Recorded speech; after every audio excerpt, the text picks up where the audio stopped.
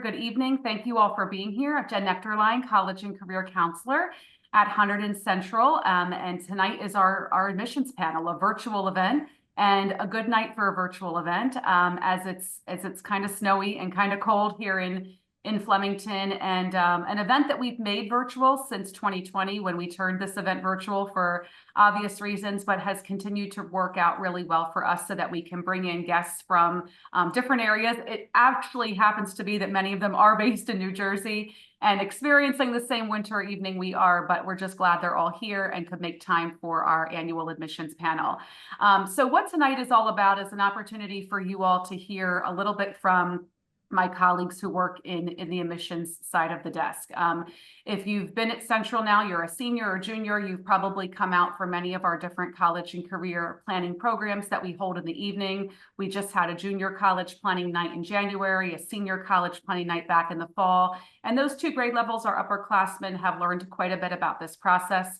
Our 9th and 10th graders, if any of you are tuning in tonight, know that we do a lot of early college and career planning work at Central, introducing you to SCORE, giving you different lessons and presentations on career planning as you navigate the early years of high school. So this is a little bit different. You're going to hear a little less from me tonight and a little bit more from my friends and colleagues here that do the incredible work in the admission office. And we work here in counseling at Central, work really closely with them all throughout the year. This time of year, I'm talking to them often on behalf of our seniors, and we'll be seeing a lot of them next month at our college fair, March 18th. Again, that's our college fair, Tuesday, March 18th from 6:30 to 8:30. You'll see them represented and well over 100 other institutions. So tonight, we're going to have a pretty informal discussion. It's going to take us through about 8 p.m. And it's going to be an opportunity for you to hear about the college planning process that we talk about, but directly from those who do the admitting on the other side, and some other really tough tasks as well. So what we're going to do, just a couple housekeeping things. You're going to see a Q&A at the bottom of your webinar screen. That's going to be an opportunity for you to input questions. We'll try to get to a lot of them. Some of them may be typed out answers, some we might answer live, but we ask you to put questions in there and keeping them kind of general. Those of you that are watching, you'll be able to see those questions once they're actually answered, or we'll get to it, like I said, in our live discussion. So we're going to get underway. We're going to start with just some brief intros from each of our panelists so you can learn who they are, where they're from, and a little bit about their institution. So I'm going to turn it over first to Danielle. Thank you, Jen. Good to be with you tonight. Thanks so much. My name is Danielle Toglia. I've had the pleasure of visiting Hunterdon for many, many, many years. I'm not going to date myself, but it's been a pleasure to work with the students here, as well as students in my home state of New Jersey. I represent San Diego State University, which is part of the California State University system. So we're one of 23 campuses, one of the most competitive campuses and colleges in the CSU system. And the largest. So if you're looking for a very large institution with almost 40,000 students, you have found it. The one thing I would say, though, about San Diego State University is that our campus itself is very easy to navigate and to get around. And I think for most students doesn't feel overwhelming, which is quite nice. We are located, although not this evening, in beautiful sunny San Diego, California. But that is a 3,000-mile commute for my students from Hunterdon Central, right? So something to think about in your process, especially in terms of a time difference, a climate change, 76 degrees and sunny almost every day of the year.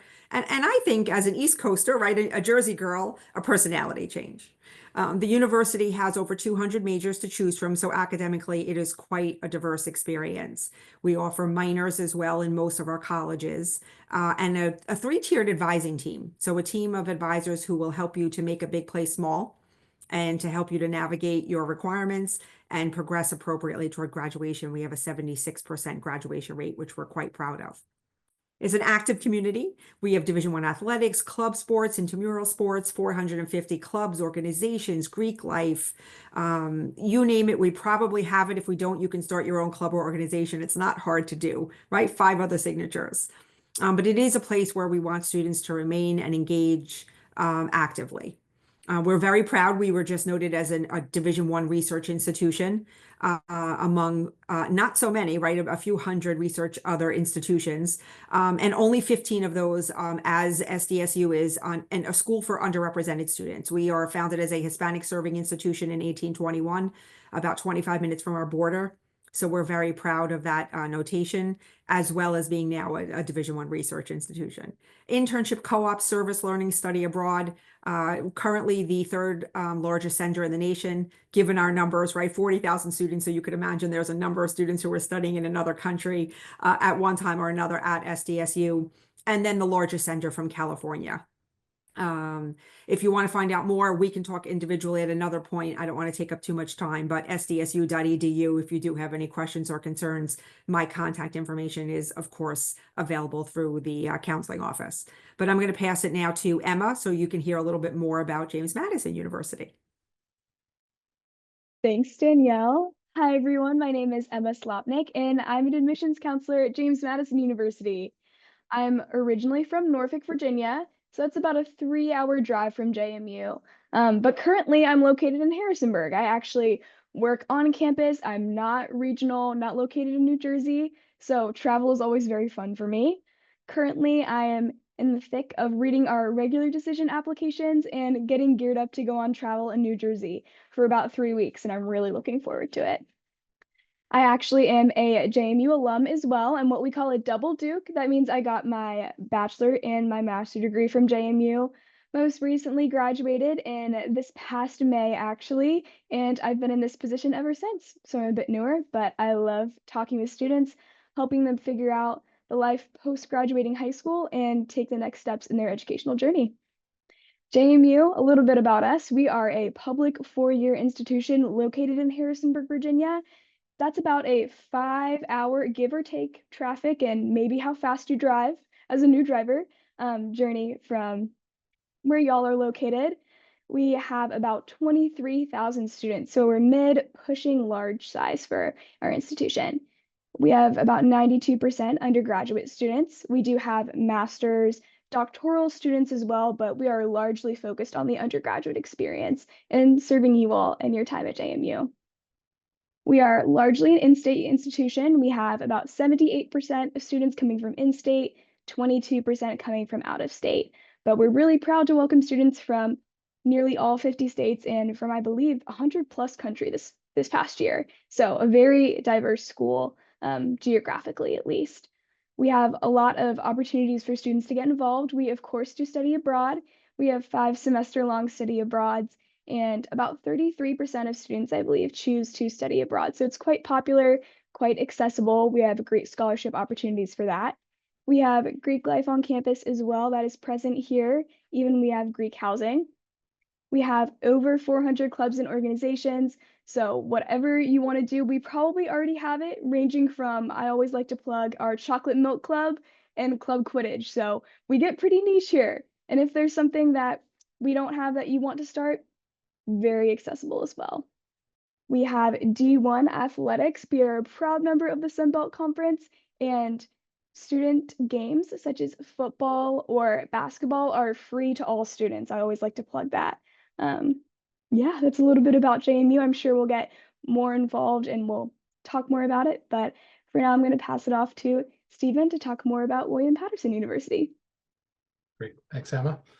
Good evening, everybody. My name is Steve Quinn. I am the Associate Vice President for University Admissions at William Patterson University, right here in northern New Jersey in Wayne, so not too far of a drive from Hunterdon Central. It's an exciting time to be at William Patterson. We actually had our largest enrollment since 1980 this fall, so more students than ever are really choosing WP, and we're excited about that. I think one of the things that we deliver as a public, now designated as a research institution here in New Jersey, is allow for a strong system of support for our students and pathways to great jobs and graduation. One of the things I think that's unique about William Patterson is our success team approach. One of the things our college president always says is the biggest difference between a high school senior and a college freshman is 2 months. So there's that transition that you're all preparing for. And one of the things that we do is have success teams that really help students approach that. So from day one that you step foot on campus, you'll have a team behind you who you'll know who they are through an app, and be able to know who your academic advisor is, your financial aid counselor, a career coach, and then as you progress in your career, you'll have a faculty mentor as well as other folks that may be on your success team, but every student will have at least that. So this way that helps you navigate navigate that transition from high school to college, and they're with you all 4 years. It's not just a year one thing. And then we also, another thing that we're excited about this year that's new for us is our career exploration program. We guarantee that no matter what major that you decide, you'll have a career experience in your 4 years with us. So we're excited to combine that in-classroom learning with the practical learning component for all students, whether that's an internship, job shadowing, mentorship, whatever it might be, but you'll have an experience to really have career experiences while during your time at William Patterson. We have strong majors and academics that students are doing really well in. We're the largest single campus for nursing education in the state of New Jersey now, so we're excited about that. And the #2 producer of MBAs in the state too. So we really are a powerhouse for the state of New Jersey. Affordable education at about $15,000 a year, and a lot of financial aid that can go along with that to bring those costs down for students. But we are excited and excited to chat more with everybody tonight. We have a lot of available outside of the campus, a classroom as well, including our Division III athletics, fraternities and sororities, clubs and organizations that you can certainly get involved in, though we don't have a chocolate milk club, but you can start one. That's common at any school, though, that you can start your own clubs. But we're excited to be here tonight. Happy to answer questions and certainly can follow up with anybody after. So I'm going to now pass it over to my other orange colleague, Cheryl, to talk about UT. Thank you. Hey everyone, my name is Cheryl and I'm the Regional Admissions Counselor for University of Tennessee, Knoxville. Our location is kind of the perfect dichotomy because we are located in downtown Knoxville, but we're also about 45 minutes from the Great Smoky Mountains National Park. As far as our campus community, so we have about 30,000 undergrad students on campus, and proud to boast that we have a student to faculty ratio of 18:1. As far as outcomes, we have graduates reporting, well, 90% of them are reporting that they are employed or within graduate school within 6 months of graduation. So you're not only going to have a great time with us socially, but we're making sure that you're moving on to the next step post-graduation. As far as programs of study, we do offer 360 of them across 12 academic colleges. We also offer graduate programs and PhD programs. So if you want to stick around for a while, we'll absolutely love to have you. As far as some of our more competitive programs that we have to offer, architecture and interior design, nursing, engineering, computer science, pharmacy and music programs do require additional admissions materials. So make sure you're just reviewing our website for those specific programs. As far as your student experience, we are a fairly large campus, and we do like to have some fun as well. So we are a Division I SEC school, so I think it's safe to say we enjoy athletics. We also have 450 clubs and organizations for you to be a part of. We have intramurals and club sports, and we also have Greek life. As far as living on campus, we do have 14 residence halls, and because of our growth, we are constantly building new residence halls, which is a good thing, of course. We also have something called LLCs, or living and learning communities, and so that allows you to be able to live on a floor or in a residence hall specific to your program of study or some kind of program that you are a part of. So for example, we do have like a nursing LLC, a business LLC, LGBTQ+ LLC. So something that you can definitely add to your college experience. Of course, we offer study abroad for you guys. And so you can start studying abroad your sophomore year. We have programs with 50 different countries, and you can go from 2 weeks to a full academic year. As far as our admissions process, some things to note is that we do require test scores. So that's something you definitely need to submit in order to complete your application. And then we will recalculate your high school GPA to a core weighted GPA. So those are going to kind of be the two big ones. And we do offer merit-based scholarships. And so all that information will be on our website, but I'm also happy to go over those independently with you guys. Thank you so much. So I am going to bring it to the last person here today. Woo! So I'm gonna swing it over to Carlos from Stevens Institute of Technology. Thank you, Cheryl. Good evening, everyone. My name is Carlos Cano. I'm the Director of Undergraduate Admissions at Stevens Institute of Technology. So yes, in my image, if you're looking on my left, on this side, that's New York City. And these are two of our residence halls. So literally, our students, 95% of which first-year students live on campus, have nicer views than I've ever had in my whole life since graduating college, when it comes to living on campus. So one of the many things to look forward to at Stevens. If you're not familiar with us, we are located in Hoboken, New Jersey, the Mile Square City, the home of Frank Sinatra, the home of the first baseball game. At Stevens, it is the home of, if you are somewhere in your house today and you happen to see bubble wrap, that bubble wrap was invented by a Stevens alum. Didn't know that. I learned that when I started at Stevens, which is pretty amazing. We were founded as a school, as one of the first schools to offer a degree in mechanical engineering. So our foundations historically lie in the engineering realm. But naturally, since that time, the institution has evolved and still holds very strong foundations in the realm of engineering, but of course has evolved into areas like computer science and cybersecurity and our business programs with niche programs like quantitative finance, among others. So in total, we offer 34 undergraduate majors on campus among a total population on paper of a little over 8,000 students.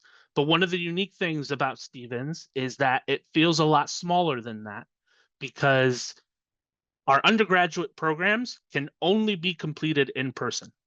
We have no online component to degree completion at Stevens for any of our programs.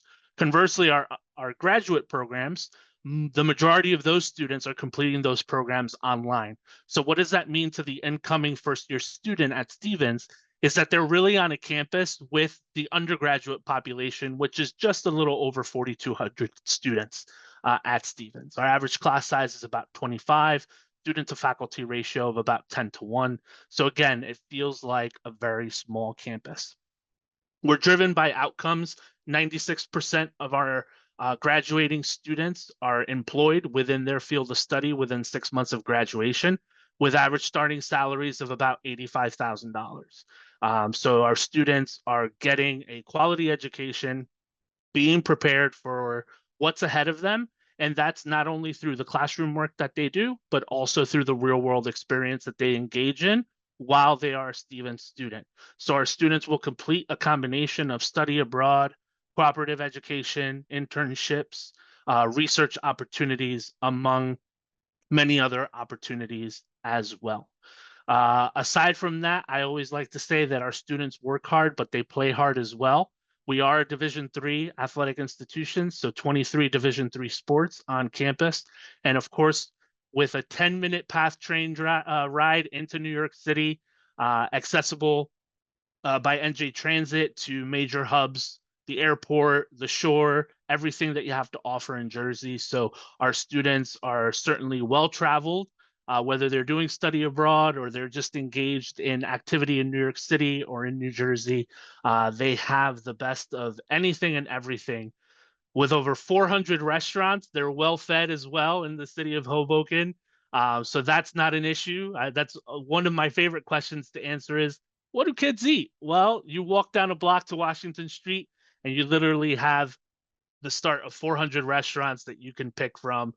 We have a partnership with Grubhub, so students can order in the app, go pick it up, have it delivered to campus, all the fun stuff.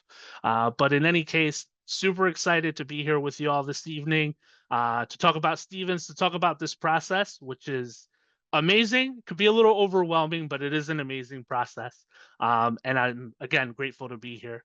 That being said, I'll turn it back over to Jen, who will keep us going. Awesome. Thank you. Well, thank you all. And just so glad to see our audience on here. I'm recognizing a lot of names across a lot of grade levels. So it's good to see some of our underclassmen families here. A couple of you who've put several students through this process, or perhaps this is your first or maybe your only. We're just glad you're here this evening. So what you've learned here from these 5 different schools is hopefully an understanding of who we seek out to be on this panel every year. It's always a variety of schools. We always like to make sure we have great representation from right here in state, where we are loaded with great institutions 2 and 4 year. And Steve and Carlos bringing up the New Jersey representation. And then of course, out of state, we've always consistently had great applications to JMU and Tennessee, being larger schools that our students seek out. But I bring Danielle in for not only her expertise, a longstanding great professional relationship, but because San Diego State has been one of those schools that we've seen spike in different ebbs and flows over the years. So it's just a really exciting, diverse group tonight that represent a lot of different aspects of their institutions, different ways they do things at their school. So hopefully that lends to our discussion. We're going to dive right in with the first question. And what I like to do is just start with where you all are right now. I mean, we touched on it a little bit in introductions. We know that there's applications being read, probably something our seniors are very well aware of, our juniors are catching on. But with those applications and with, let's kind of think from September of 24 to now, what are you seeing in this cycle? Did anything pop out in your recruitment season in the fall, your communications with students through the winter, what you're seeing in applications now, even the priorities coming down from your institutions about the classes you're trying to build? Just give me a little bit on, we'll talk future trends later, but a little bit on what's trending and going on right now in your line of work. And anyone's welcome to get going. I'll go ahead and kick us off. And one of the things that I've noticed most prominently, which is extremely refreshing to me as a recruiter. So I still recruit even in my role, albeit a smaller recruitment territory. I recruit in Hunterdon County, so get to be pretty close to home. And one of the things in the last year that, like I said, has been very refreshing is just the level and the amount of engagement from prospective students that has been occurring. Naturally, I think the pandemic did good and bad in many different ways, and that's a rabbit hole of a conversation to go into. But right now, the level and the quality of the interactions with students and families is just what I remember prior to the pandemic, right? Where people are willing to send us an email, shake our hands, get to know us at a college fair, come out to, even if it's a virtual event like this one, right? To start to make some of the connections, and particularly for the students, right? I remind some of our younger admissions counselors who are just starting in the work, and reminding them to sort of take stock in the fact that for a 16, 17-year-old, and mind you, I have a sophomore in high school here at home, so I have that connection as well. But for a 16, 17-year-old to send out an email to a complete stranger, right, to sort of start that networking with a college, with an institution, it takes a lot of courage, and it's very brave. And so I know I'm very intentional when I send messages back to say, I appreciate that you reached out, because I know it probably wasn't easy to type an email, especially when my title says Director of Undergraduate Admissions on it. That's not an easy thing to do, right? But you took that bold first step to reach out, to say hello, to introduce yourself. And that means a lot. And I think I can speak for my colleagues when we say that that means a lot to all of us, not just me, but to all of us. And that has returned, that has come back, that level of interaction. So definitely something that I've noticed this cycle so far. I think, as always, right, in this, in this time frame, I think financially, no matter where families are, in their, in their household, what their finances look like. I think financial aid and, the research that goes into the financial process, the questions, the search engines and applications, and has been perhaps at the forefront of a lot of my questions over the last few months. I think students are becoming more engaged with inquiring financially about the institutions that they'll they're researching, but ultimately that they will apply to.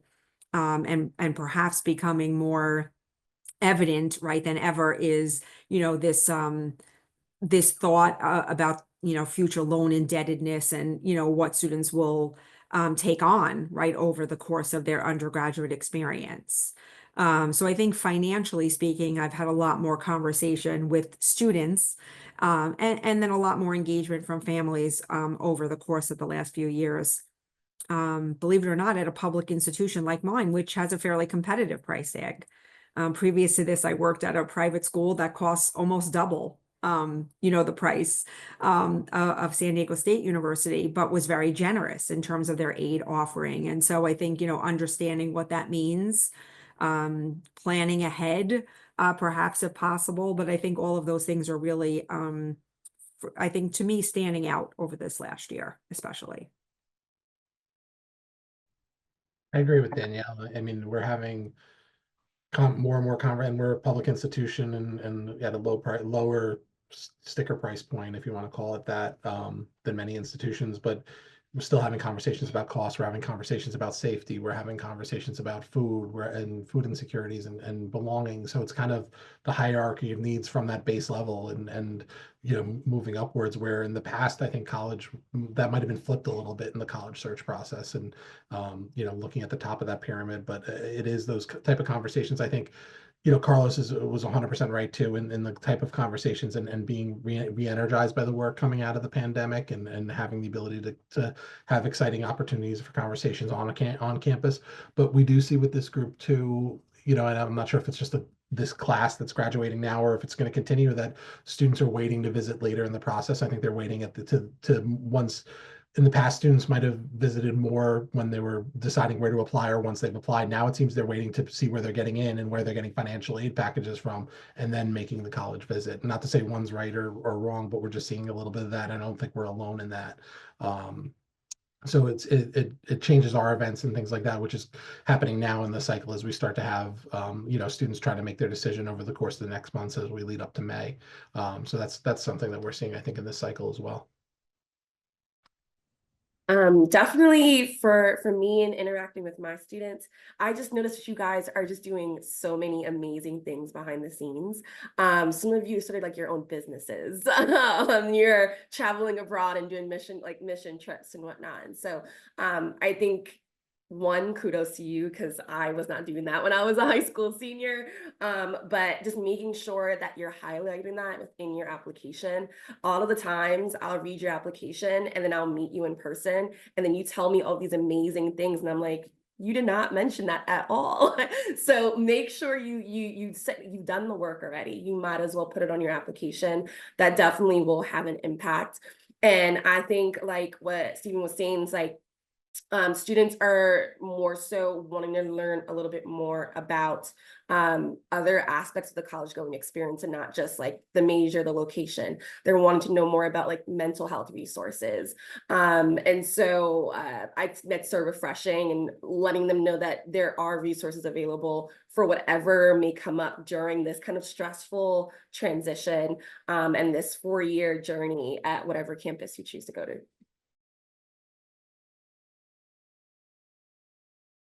I also, Emma, go ahead. Agreeing with what everyone else is saying. Also just want to take a moment to applaud all the seniors who have applied, who are working really hard, are asking questions on the front end during fall travel of what would make me stand out? How can I be a strong applicant? What are you looking for? And also those juniors and underclassmen who are making sure they're taking the right classes, and wanting to be competitive for admission at a number of different universities. So we're seeing a really sharp increase in competitive student profiles who are applying. JMU this year, we had 44,000 applications in total, looking to fill a class of about 5,000 incoming freshmen. And a lot of our increase in applications was from very competitive student profiles. So really applauding the work students are doing, the questions they're asking. And just, it's great to see students reaching out and really wanting to take ownership and have autonomy in this process. I think too, Emma, I'll say in addition to that, and Carlos mentioned, about reaching out, students, I think, doing their own research is so important. I think, you don't need me to ask about, what is the average X, Y, or Z, right? If you're looking at an institution with, test optional versus test, required data. But I think being really reflective about, the questions that you're asking, and the things that you're looking for in the institution, because this is a self-reflective process, right? You need to know a little bit about yourself before you step into, the role of researcher, and learning, how you're going to build your list and what schools you're going to eventually apply to that are really the right fits for you. But I think students being reflective about that and reflective about their questions and their concerns, Cheryl mentioned mental health, and that could be anything from understanding a little bit more about a major if you are applying to one. I'm a firm believer that every student is undecided. High school is a very perhaps narrow place in terms of options, right? We tell students they have to complete English and history and math and science and social science, at some places religion, but there's not a lot of other, right? There's not a lot of other opportunity. And so I think it's okay to be undecided if, for example, the school will allow for it, and you should ask about those, opportunities and support. And then if you're going to have to choose a major upon application, to understand what that means, right, in terms of, your approach. Because if you're applying into a program that you're ultimately going to want to move away from, then we don't want you to have to transfer, right? You only transfer majors. So we want you to be sure that you can move into another academic program at the same institution. But I think students are becoming more savvy, I guess, in the process, right? About moving around and moving into maybe a minor, a double major, how they're going to fit in a study abroad opportunity, even if they're a science, right, or a STEM student, when they're looking at institutions, which is almost always possible, maybe not for the length of a semester, but for a shortened amount of time. And so I think they're looking into things a little more deeply and maybe researching a little bit more. And I think that's really important. I think it shows maturity in the process. And I think it makes for a better fit for the student. You only can apply to a certain amount of programs, right? A certain amount of colleges. And you can help yourself by narrowing down your list when you're looking at questions, wholeheartedly. I always tell students, we're maybe interviewing you, but you should be interviewing us, right? This is a two-way street. You want to be sure that you're applying to the right institution, because applications are pretty expensive. So I think students are also becoming a little more savvy, with the help of their counselors and their parents, and mentors, in this game. And I hope that means that they're getting to know the universities a little bit better before they apply, so that if they're not visiting, because some of us are sending out decisions, as late as March, and May 1 is the universal deadline, it doesn't give you much time to visit and to really throw yourself into, that admitted student program for the day and get to know the neighborhood. And, if you have to do that for 5 schools, that's a tough month of April. So I think, doing things beforehand and planning. I know, Jen, you're a great planner, so you'll help your students to stay organized. I think that's really important, and I think students are doing that.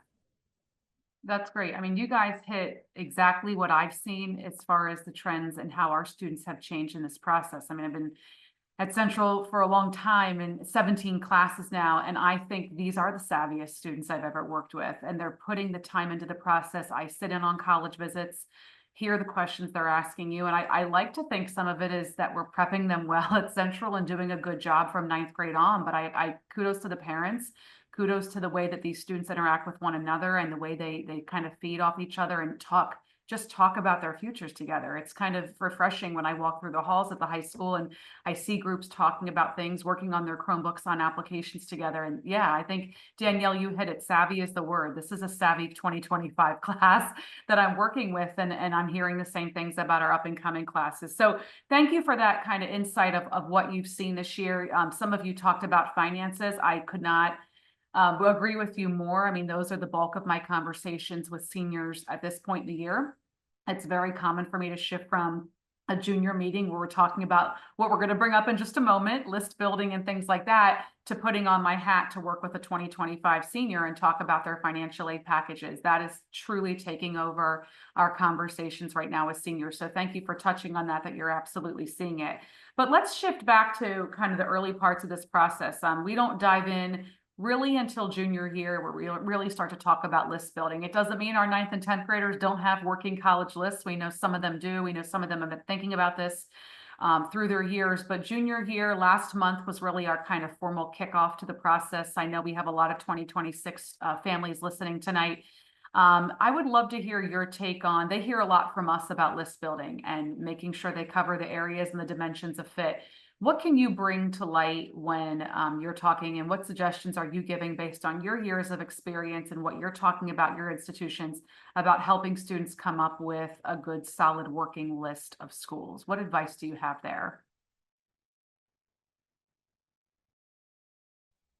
I think this is an exciting time in the maturation process and just the growing process as a family in building lists, because there's so many dynamics for each student in weighing out what's going to be important and what's going to be critical to their success at the collegiate level. It's having those conversations and beginning to build out, because you're starting from about 4,000 institutions in the United States. When you start to consider that span of number of institutions, and it could feel overwhelming, it could be scary, and there's going to be a lot of factors that go into your decision. Obviously, academics towards the top of that, and do they have my major, what I'm considering? But as Danielle, I think it was Danielle said before, that everybody starts out as undecided. You ultimately ends up undecided because you're going to change your mind a few times through this process.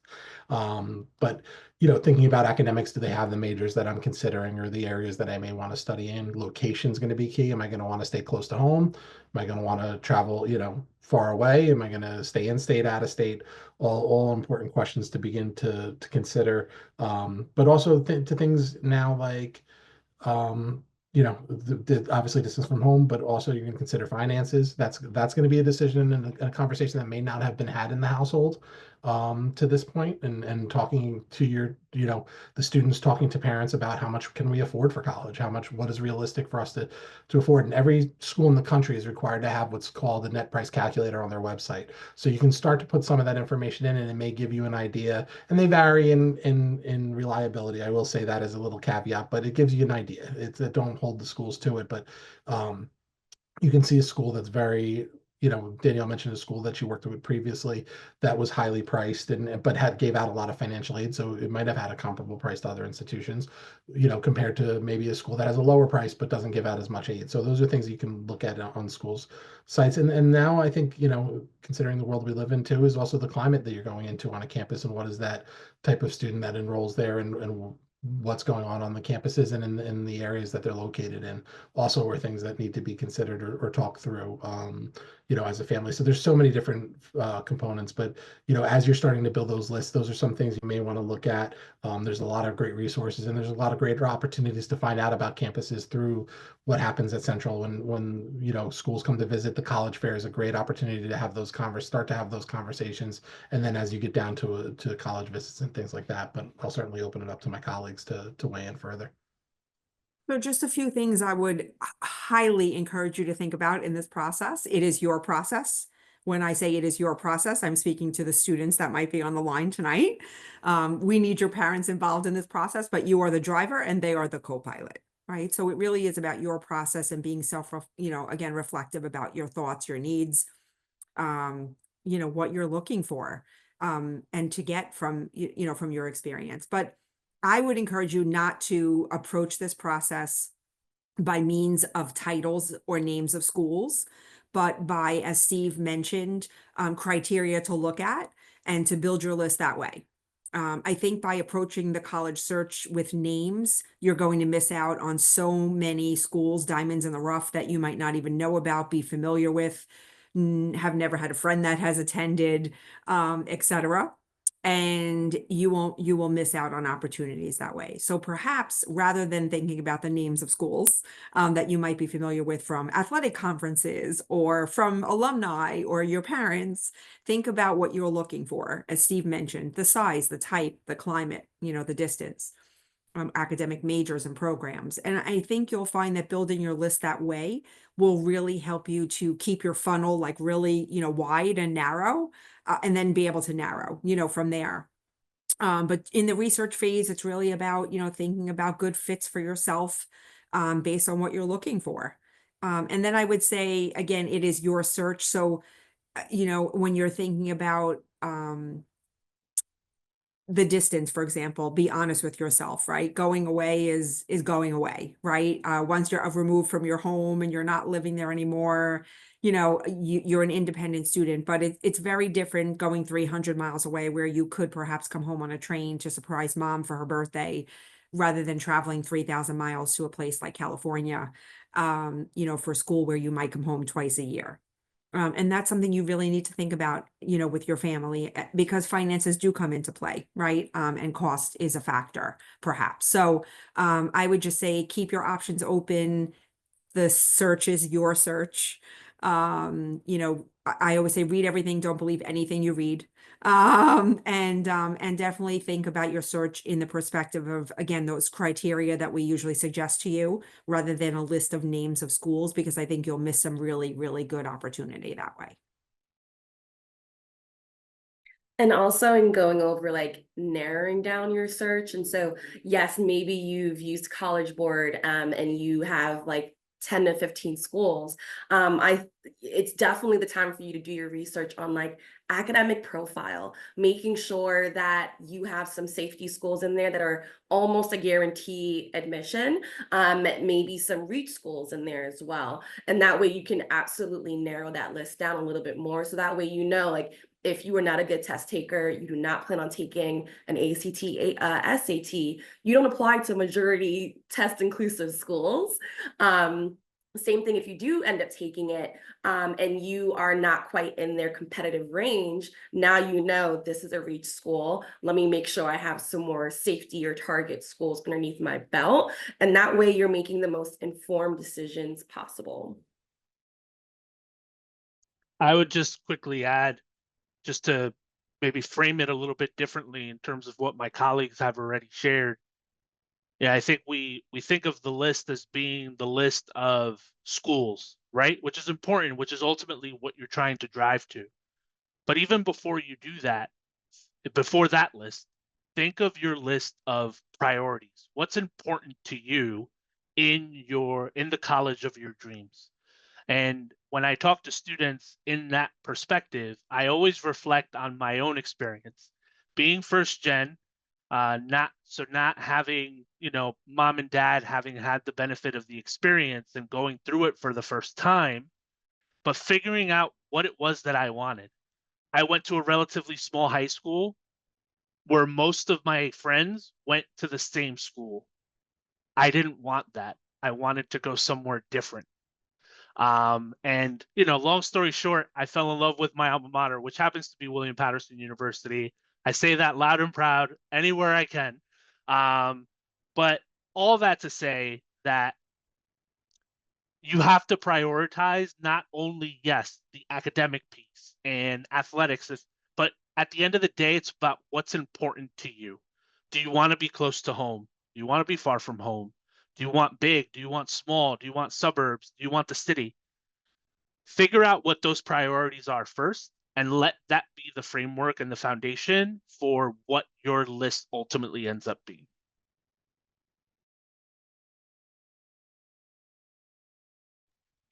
Yeah, I'm in complete agreement with what everyone has said. The only thing, so this is a very specific thing that I can think to add, is something I'm seeing juniors and underclassmen do as they're looking at colleges and starting to like get application materials together, is making a college specific email, which is so simple, but making it their college application email and getting all of their college information, all of the communication with reps to one email, helping them stay organized and stay on top of things. So it's the only thing I have to add there. Awesome, thank you. The other thing, I just say one more thing. I'm sorry, Jen. You know, Okay, I'd go ahead. love to talk. No, I would just say that, you know, as Cheryl mentioned, right, you're going to have a list. Eventually, you're going to have a list that, as Carlos and I mentioned, will meet the criteria that you're looking for and be reflective of that.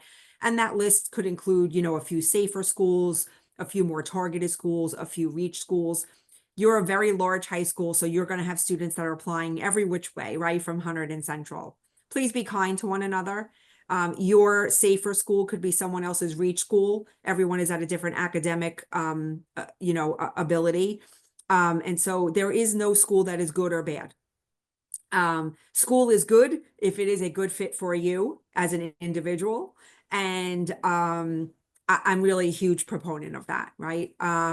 So, you know, as you move through your search, if the place is not a good fit for you or wasn't a good visit, or for whatever reason it just didn't tickle your fancy, as we say, you know, you can offer, you know, information to another student, but be kind about that, right? Because obviously we all have different criteria that we're looking for. I'm a city girl, born and raised in a city. You can take the girl out of the city, you can't take the city out of the girl, right? I've only worked until now, you know, in my entire academic experience at urban, diverse, medium-sized private institutions. So I've finally challenged myself by working for, you know, a very traditional school football team for the first time, right? Marching band. And I love it. But so who knew, right? And we change right as we grow. You might be also looking for places where, you know, you think you're looking for X. Please challenge yourself by also looking at Y. Even if you think you're only applying to medium-sized suburban institutions, please visit a larger, you know, maybe urban or a smaller, you know, more traditional rural campus to eliminate. I love playing devil's advocate. It's sometimes about eliminating places that are not the right fit to help you to narrow down what is the right fit. Because at 17, like Carlos, I was a first gen student. My parents didn't go to college. I had no idea where to start. You know, you might not know where to start, even if you do have the experience, right, with your parents. So they graduated perhaps a very long time ago, like I did. So, because we're probably the same age. So, you know, understanding yourself is difficult. And if you're not as self-reflective as you know, your friends, and you don't know where to start, that can seem overwhelming, and it continues to get overwhelming. We want to quench, you know, that overwhelming feeling, and we want to help you to really build your list that's appropriate for you as the individual student. So take your time with it. I think students rush through the list to get to the application. You have plenty of time, right, to fill out your application. Applications open September, October. They stay open sometimes till January, February, or they're rolling. There's plenty of time to do that. Take your time with the search process, because if you search more appropriately, you're going to have better outcomes in terms of the admission process. Absolutely. You guys offered a lot of similar advice we do, but I think it's just, this is why we do our panel. It's so important for our audience, for our community to hear it from you. And a lot of great points brought up. I will just mention, I knew we were going to lose Emma there. She got it pushed into a forced restart of her computer. So hopefully JMU will be representing back on here shortly. So, but Danielle, you segued us into a topic that I want to go into next and hear from all of you a little bit about visits. I mean, at Central, we have a generous opportunity for students to visit colleges by giving our juniors and our seniors each 3 excused days per year to visit colleges. And of course, different opportunities throughout the year and breaks and summers. Tell me a little bit about campus visits. Now, we've got Danielle across the country, we've got Cheryl and Emma, a good drive, and we've got 2 right, you know, basically in our backyard. I'd love to hear your perspectives on visits. We talk about them a lot. We give a lot of tips out to our juniors and our seniors, and even our underclassmen can take advantage to make the most of their visit. My students know me for my slogan of going beyond the script. And that is nothing to take away from the work that you and your student ambassadors do to tour them, to present to them. But I do want them to see more than just the tour and the information session. I want them to eat food. I want them to walk through the student center and see all the little nooks and crannies of campus. But from your perspective, what advice can you offer to our audience tonight to make the most of their campus visit experience? I know that I very directly challenge all of our visitors when I have the opportunity to, whether I'm saying hello or I'm leading an information session for visitors, I challenge them to come back and visit us, not during an official tour or information session time. Come visit us on a Saturday. Come visit us in the middle of the week. Visit us in the morning, in the evening. Again, just on a whim, part of the nitty gritty. We love having folks just come by and say hello. We know that happens. And so I intentionally tell folks to do that.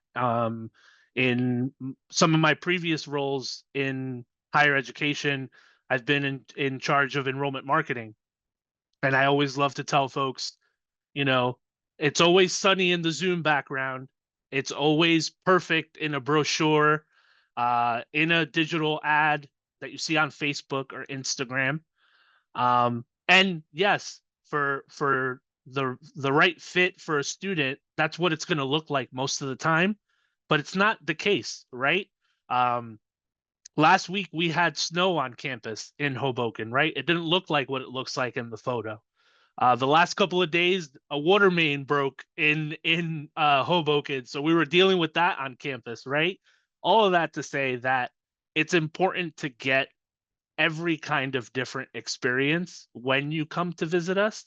And so, yeah, do the official visit. Of course, that's important, but do the unofficial visit as well. Go eat in the dining hall. Come out to an athletic event or a game. Do those things that you will most likely experience as a student, and then you'll get a better feel too as to, again, whether or not that's a good fit, whether or not they belong on your list. Um, it allows you to discover potentially another priority that you may have, right? Like I mentioned, you want to develop that set of priorities, things that are important to you, and you may find that among one of your visits. But certainly have it be a multiple time visit. You know, Steve alluded to it earlier, where we are seeing the trend that many of our students are coming to visit us after they're admitted, before they're making the final decision. I Again, there's no right or wrong, but what I think is most important is that, particularly if it's a school that's very high on your list, that you visit multiple times, not just once. I think also being conscious of the timing of the visit. You know, and I think it's fantastic that you have the 3 days each year to be able to go visit schools, because that allows you to plan visits for when school's in session. Then, not to say summer visits or break visits aren't worth it, but if you're on a campus in the summer, you're not going to be necessarily be able to walk around and get a feel for the students that are there. And as Carlos was saying, to see, you know, and Jen pushes you to eat in the cafeterias, that may not be an option. And if you do, it's going to be fairly quiet. You're not going to be able to see the students and their interaction, being able to ask those questions of the non-tour guide students, if that's something that you'd like to do, and have the braveness to do, is to step out of your comfort zone and say, hey, what do you like to do around here? What are the things to do? Or ask the questions that may be top of mind for you. So, you know, the summer visits can be great, or during breaks, but, you know, trying to visit when students and schools in session is important too, because you can kind of get a feel. You know, choosing where you're going to end up is going to be a very emotional decision. It's not going to be all just logic and, you know, if this then that. It's going to be, what is that feeling that I have when I set foot on this campus? I remember my own search.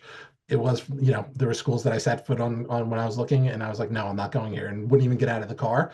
And there's others that, you know, then ultimately where I ended up was, you know, a school that I felt like, yeah, I could fit in here. This is where I could do well and thrive. And that was the case. You get that emotional feeling. So I think that's critical during this time. So, you know, I think you feel that a little bit more when students are there. You get a better feeling for when students are there. I was just going to say, Stephen, it's not about this, right? Pointing to my brain.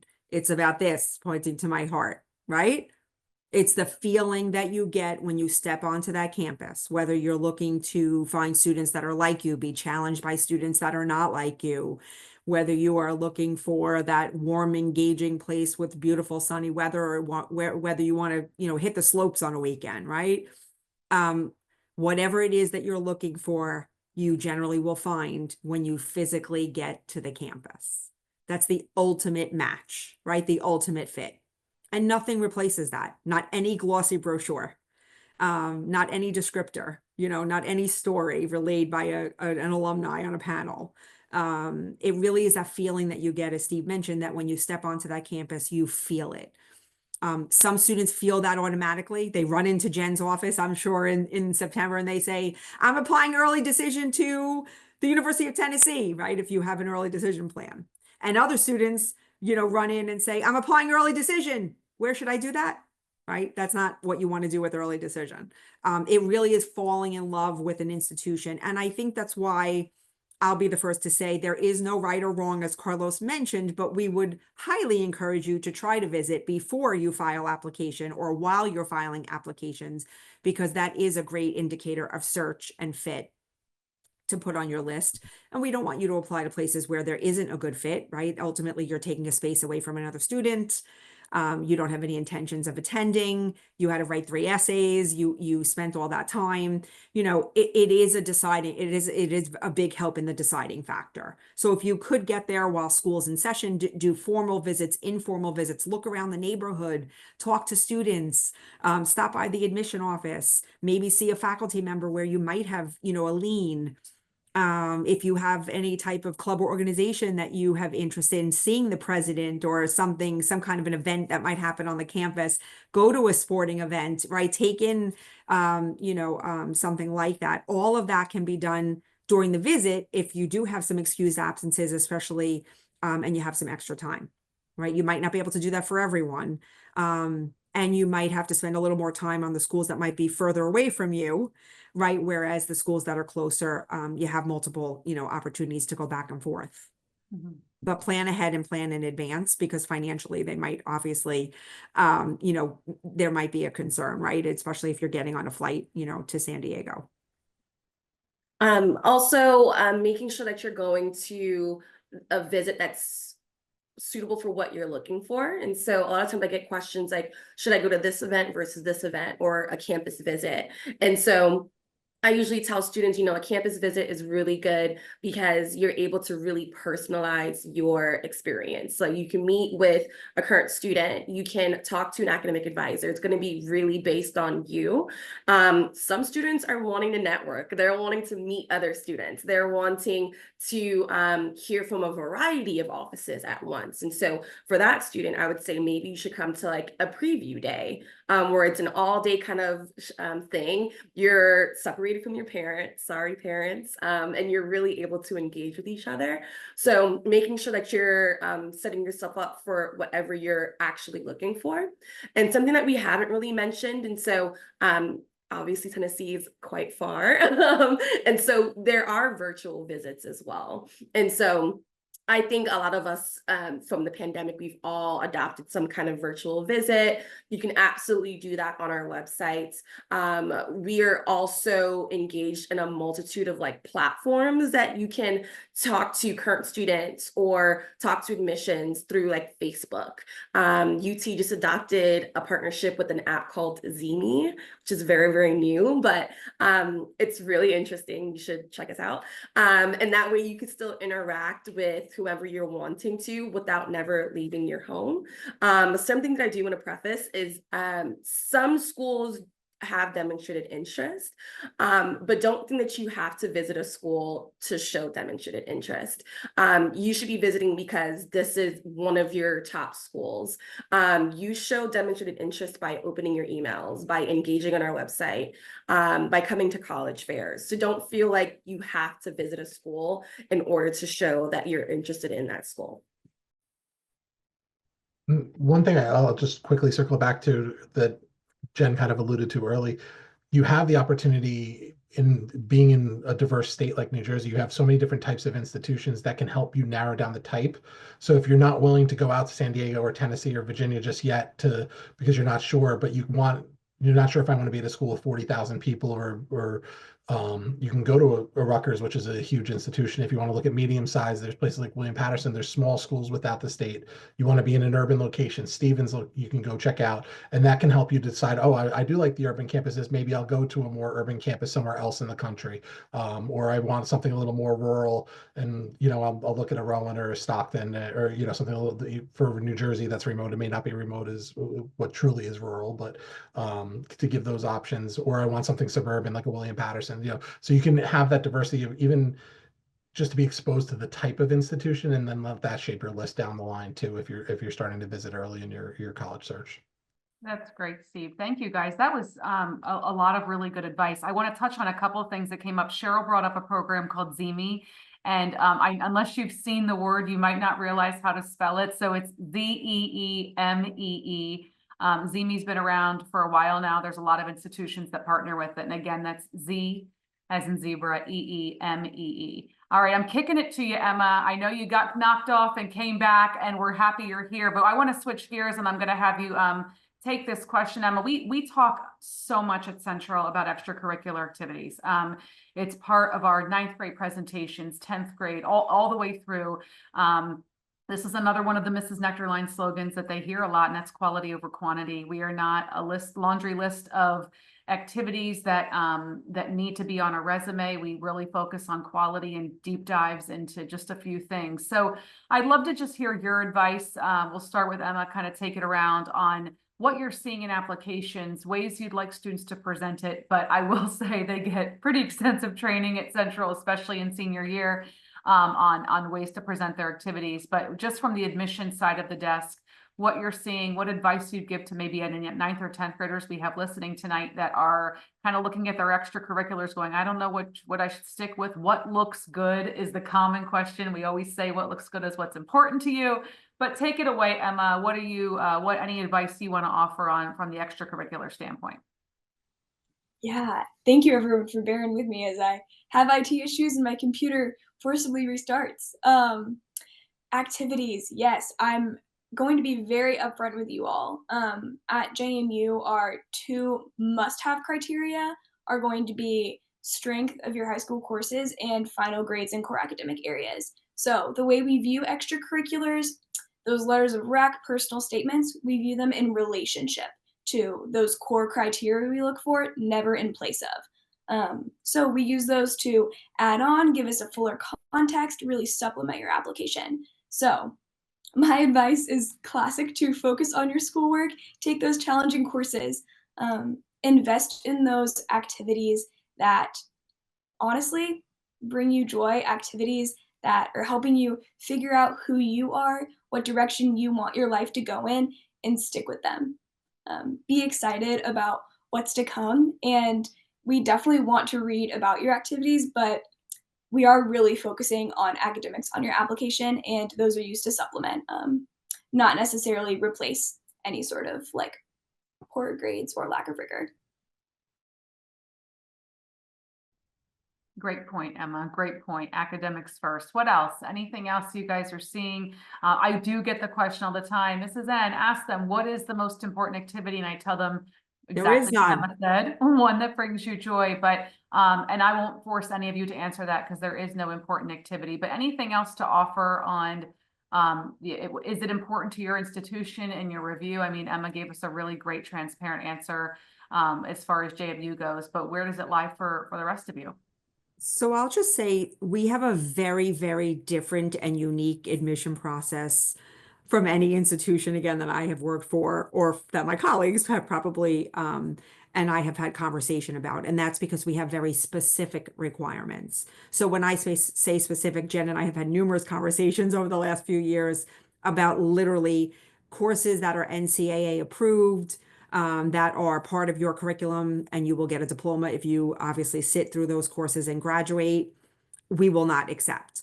So it's always important that you're looking at the exact criteria for the institutions that you're researching, to be sure in advance that you've completed those requirements. For example, I'll just give you one quick example, which some of my students in New Jersey will have difficulty with, believe it or not. We require 2 semesters of visual and performing arts. Visual and performing arts are art, music, dance, or theater courses. Not cooking, not woodworking, not financial literacy, not speech, debate. Some of my high schools will allow for courses like that to fulfill the requirement for graduation to get a diploma and graduate in New Jersey, but we will not accept the courses in terms of criteria for admission. Seems silly that it would hold you back in our process, but it is a liberal arts institution and we are looking at the arts. So that is a requirement for us. Some English courses will unfortunately hold students back. We require U.S. history as part of our social science curriculum. Luckily, most of my students in New Jersey, if they're attending a public school as large as yours, will have a U.S. history course, but some of my students are in an IB diploma program, the most competitive program offered to high school students, which doesn't allow for U.S. history. So they actually have an incomplete application when they're applying to us. Now there's nuances to that. There's exceptions to that. We talk individually to students, obviously, about the criteria, but it's really important that you understand the criteria and that Emma mentioned, right, that you're thinking about ways in which you can challenge yourself and think about meeting the criteria of the institution where you have interest. And I think also for us, I did mention in my kind of elevator speech that we do have some competitive programs. For example, like nursing does have you have to submit paperwork for like volunteerism, and for it's called like an employment verification, but it could just be like you've done an internship or you're in a program that is STEM based or healthcare based. And so I think in particular with those kind of STEM programs, it's definitely recommended to do something outside of the classroom that is kind of within the STEM field as well. You don't need to do like a full-on internship or anything, but not only would that help cement your interest in whatever program you're thinking of, but when you are being reviewed by that specific college, is kind of just like an added little woohoo for you as well. Steve and Carlos, anything to add from the time outside of the classroom? Anything that's important when you're doing your review? Any suggestions for students as they're filling their time beyond schoolwork? I just remind students all the time, and again, Stevens is a very, like everywhere else, it's a very special place as well, and very unique in terms of the student that we tend to naturally draw over to us. So what we find in our review is that what we correlate, this is what I tell students all the time, is that we use the activity sheet, so all of the extracurriculars and all of that as a gauge relative to academic performance. And what I mean by that is I think the bigger picture is your time management skills, right? At Stevens has a very rigorous, regimented curriculum if you're in any of our programs. And so we know that a student who is well engaged and well involved, that also does well in the classroom, has good time management skills, that's a student that we know is going to thrive at Stevens. So that's what we're looking at. So there is no secret magic formula, right? Again, to reiterate, there is no special activity or that's the activity to have on your sheet. No, we're looking to see that you're consistent and that you have quality. I always tell students quality over quantity involvement, right? Don't list 20 clubs and 18 of them you went to one meeting just to be able to check it off and add it to your list, right? That's not quality involvement. Maybe you have 2 or 3 clubs, but you've been with them since 9th or 10th grade as a member, and then you became the recording secretary and then the vice president. And now as a senior, you're the president of that club. We love to see that because our hope is that if we accept you and you enroll at our institution, that you're going to do the same for a club on our campus, right? And that you're going to start off as a member and then grow within that club or organization, right? And so that's ultimately what we're looking for, is that key to success. And I think from the student standpoint, I think those are also drivers and motivations for you all. I remember being the student that was driven to do well in the classroom because I wanted to be involved in extracurricular activities. And I couldn't do that if I wasn't doing well in the classroom. So that was my drive. So, there may be some of you out there that relate more to that. And so again, use that as your catalyst to say, okay, these are the things that I have to look forward to, which are going to keep me engaged as a college student. That's great. Great advice. Thank you for reiterating quality over quantity and that there's no specific activity. I can't tell you how many times in a school year students come to me in a panic and say, but I have no volunteer hours. I need to go volunteer. I go, well, do you want to volunteer?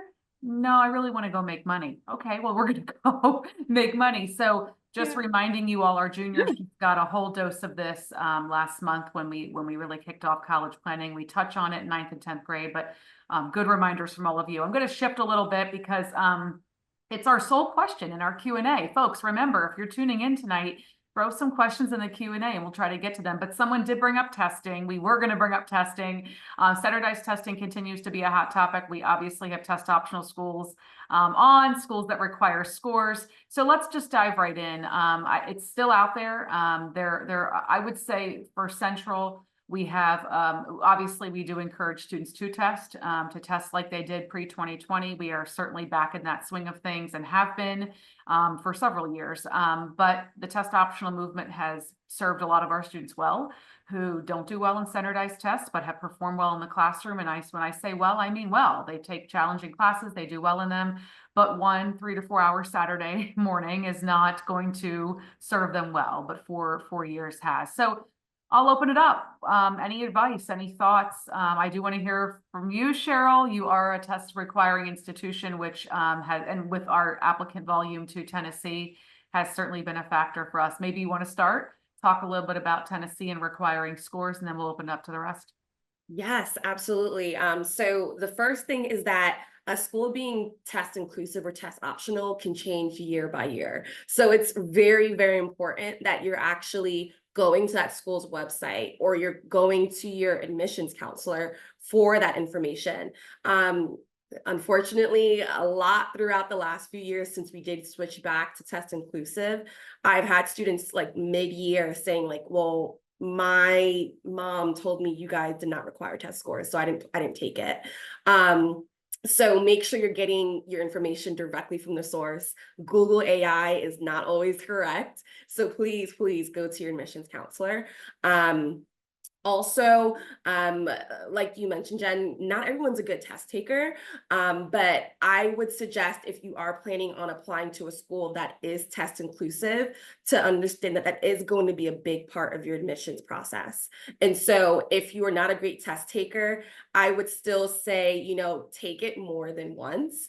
I know I would prefer to see that you've taken it 2 to 3 times and you're consistently getting the same score. That way I know you've done the work. This is your average, and that goes into consideration. Like, this is something that you're wanting and you've taken it a few times. And I can also look at your other materials. So your activities, if you have a job, if you help take care of a younger sibling, that all goes into that review, versus a student that is, you know, really below our average. You've taken it once, maybe the beginning of your junior year, and never took it again, but yet you're applying to a test inclusive school. So just make sure that you're aware of kind of like the optics of that as well. And again, just making sure that you're talking to your schools about what the averages are year by year so that you are informed and you can set expectations up front. Great, thank you. Test optional schools. Do you want to speak up a little bit about how that looks? Steve, you look ready for it. Right. No, so we are test optional at William Patterson, and I think Cheryl kind of hit on it, and it is a theme for the entire college search process. You really do need to check with each individual school because, as I mentioned before, there's 4,000 different schools. We have 4,000 different admissions priorities, different admissions requirements, things that we look at. So you want to check off and be organized in your process to know what each school needs and is looking for and how they weigh different pieces of the application. So for us, for all of our majors, we are test optional, but for a program like nursing, for us, it does change if, the criteria that if you're applying test optional, you need a 3.5 GPA, but if you have an 1130 SAT score, you can be a 3.0 and for our nursing program. So, there's little intricacies with testing and for every school may have things like that or have different test optional doesn't mean the same thing at every school and isn't practice the same. So I would just let people know, and it also affects our scholarship matrix as well. So I think that's where it probably comes in more to play at William Patterson than necessarily in the admissions piece, but more in the scholarship piece. You have heightened scholarships for certain test scores. So it's going to vary school to school. So the big takeaway tonight with everything is it depends. It really just depends on the school and how they implement it, for not only test optional, but everything in the process.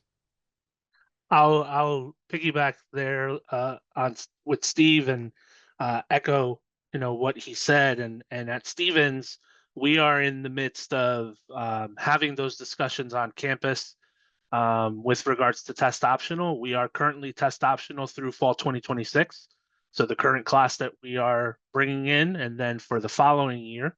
But for fall 2027, we do not know, and we have been very transparent about that.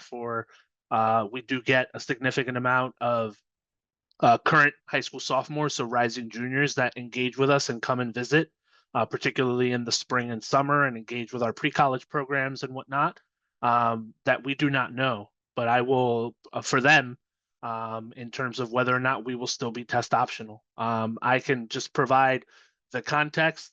The incoming fall 2024 class, it was roughly almost half. So it was about 48, 49% of students submitted test scores as a part of their application. And we're on pace this year to be roughly the same, maybe a percentage point or two less. But we're trending pretty much in the same realm in that regard. So again, I echo everything my peers just said with regards to the test optional piece. For us, similar to Steve at William Patterson, we do not, it becomes more of a factor during scholarship review and things like that, rather than the pure admissions piece, whether you're accepted or not to the institution. You know, I would just say that in terms of having worked for schools that were test required, test optional, and now actually test blind, please just be careful. As Cheryl mentioned, you go directly to the website when you want your information, right? You don't use a third party or your friend's advice.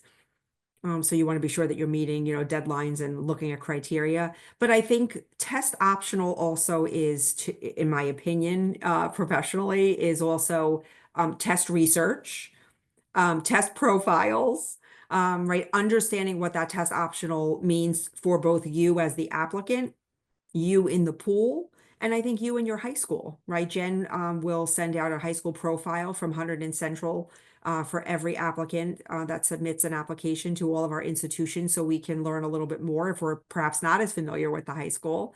And it outlines for us a little bit about testing, you know, within the high school.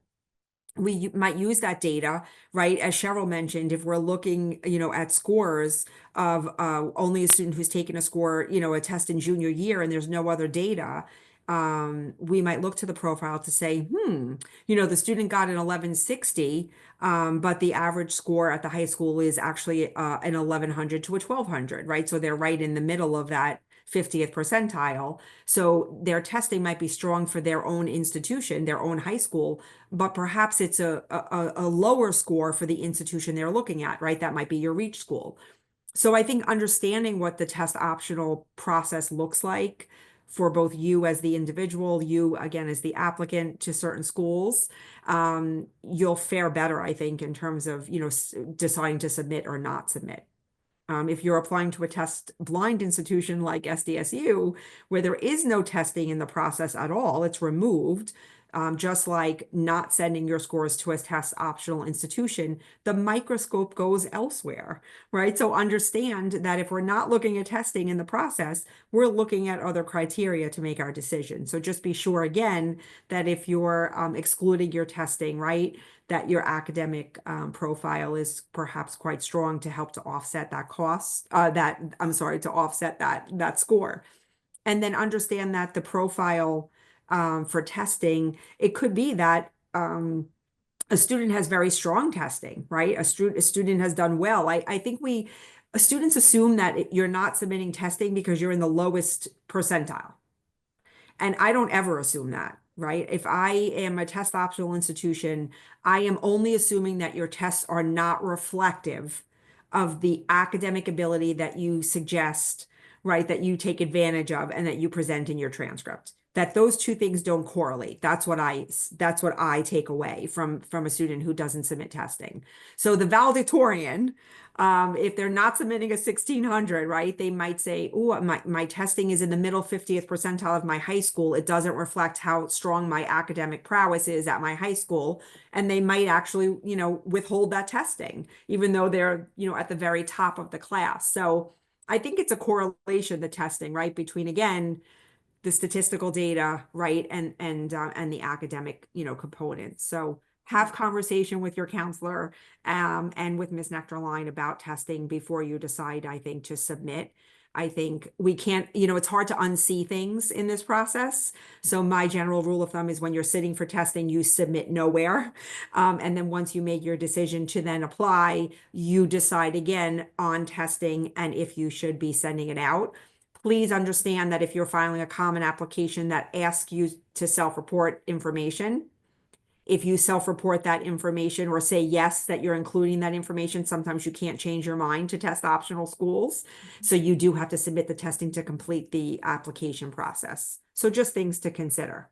Great points, Danielle. And that segues me in as we're just under 10 minutes left. And of course, some great questions come in. So we're going to speed through these, but I want to answer one that just came in because it piggybacks off of what you're talking about, Danielle. I mean, so many students do come to their counselors and we encourage it. We talk about it a lot in September when we meet with our seniors in group sessions and we do our parent program.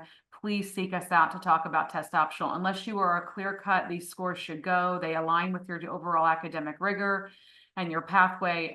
It's a given, then send them. But otherwise, we want to hear from our students. We really want to help them make those decisions. And there was a great question here from someone about, is it just the students with higher scores submitting? No, not necessarily. In fact, so many times students will come to me and say, I have a 1370. I go, well, let's talk. That's a great score. Let's look at your list, but let's look at your major, but then let's look at the breakdown of the score. I want to see that math score if you're going engineering. So there's a couple students who say, Mrs. N, you told me to submit, but I was middle 50. I might've been just outside. And I say, but I wanted them to see that 720 in math because you're going engineering. So little things like that are where we come in. All right, we're going to speed through. I really want to close this out and let our wonderful guests here go at 8 o'clock because you guys have been so generous with time. So we're going to take these last couple of questions. If you guys could just touch on them lightly so we can try to hear some different perspectives. The essay came up in the Q&A. I was going to bring it up when I talked a little bit about creating, really standout applications, but can you give me just a few quick bits on essay writing? We do a lot with it at Central, but I'd love to hear because you're the ones I'm reading a lot, but you're reading a lot more essays. So thoughts on that, advice on writing a great college essay. Okay, I'll go. I will first say if you're including a school's name in your essay that you change it per school. I see that quite a bit. Also making sure that you have someone else reading over your essay, making sure that it actually sounds like you and it's actually telling a story. A lot of the times I'll read essays where it's kind of just giving me an overview of your transcript. And I already have your transcript. So making sure you have kind of a second person to say, hey, this is a little repetitive. Why don't we dive a little bit deeper? Or just finding those mistakes that you've read it so many times, you don't even catch it anymore. And I'll kind of echo what Cheryl says. This is the only opportunity in the college application where your voice is heard.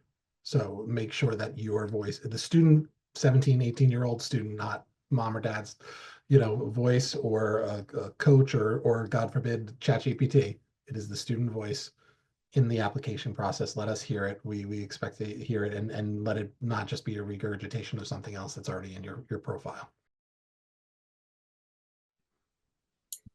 Yeah, I would like to add, if there is a context of something that has gone on in high school that has affected your grades, something about you that would be important to know to fill in the full picture,